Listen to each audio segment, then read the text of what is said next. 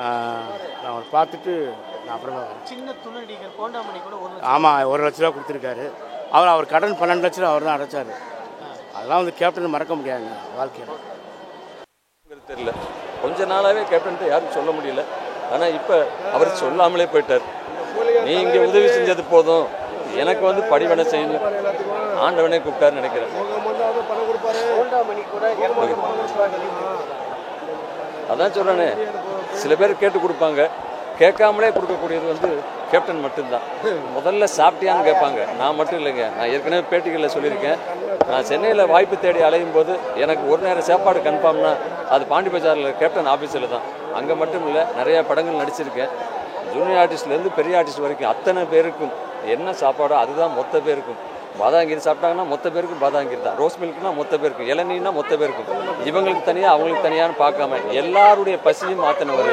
உண்மையிலே இன்னைக்கு அவர் மூட இல்லைங்கிறப்ப ரொம்ப வருத்தமாக இருக்கு.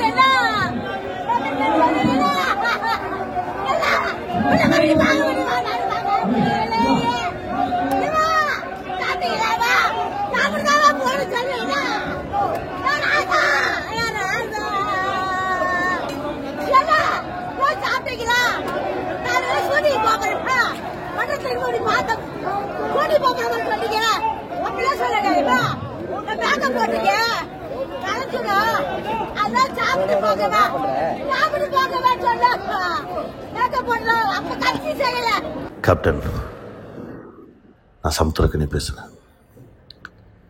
உங்களோடு பயணப்பட்ட அந்த 72 நாட்கள் உங்கள் மனசுக்கு தான் நிறைஞ்ச மனசுன்னே டைட்டில் வச்சேன் கேப்டன். அந்த 72 நாட்கள் உங்களோடு இருந்தது ஒரு மாபெரும் சக்தியோடு இருந்த மாதிரி இருக்குது. இன்றைக்கும் பசுமையான நினைவுகளாக என் மனசுக்குள்ளே இருக்குது கேப்டன். இன்றைக்கி நீங்கள் இல்லைன்னு சொல்கிறாங்க, என் மனசு நம்ப மறுக்குது. என்னுடைய கேப்டன் இந்த பிரபஞ்சம் முழுவதும் விரவி இருப்பார். அவர் ஆத்மா சாந்தி அடைய நான் இறைவனை பிரார்த்திக்கிறேன். எங்களுக்குள்ளே நீங்கள் இருக்கீங்க கேப்டன்.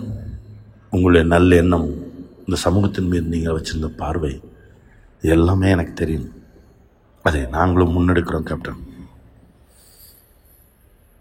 ரொம்ப ரொம்ப கஷ்டமாக இருக்குது கேப்டன், ரொம்ப கஷ்டமாக இருக்குது. உங்கள் ஆத்மா சாந்தி அடையணும் கேப்டன். ரொம்ப அதிர்ச்சியாக இருக்குது, ரொம்ப வேதனையாகவும் இருக்குது. விஜயகாந்த் சாருடைய இந்த மறைவு செய்தி. சின்ன வயசுலேருந்தே நான் வந்து சாருடைய பெரிய ஃபேன்.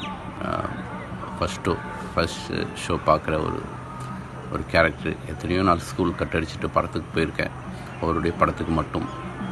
இந்த நேரத்தில் வந்து அவருடைய குடும்பத்தாருக்கும் அவருடைய ரசிகர்களுக்கும் தொண்டர்களுக்கும் அனைவருக்கும் என்னுடைய ஆறுதலை சொல்லிக்கிறேன். விஜயகாந்த் சார் நம்மளை விட்டு போனாலும் அவர் செஞ்ச நல்ல காரியங்கள் இன்னும் பல நூற்றாண்டுகள் இருக்கும். அவருடைய ஆன்மா சாந்தி அடைய எல்லாம் இறைவனை வேண்டிக்கிறேன். நன்றி.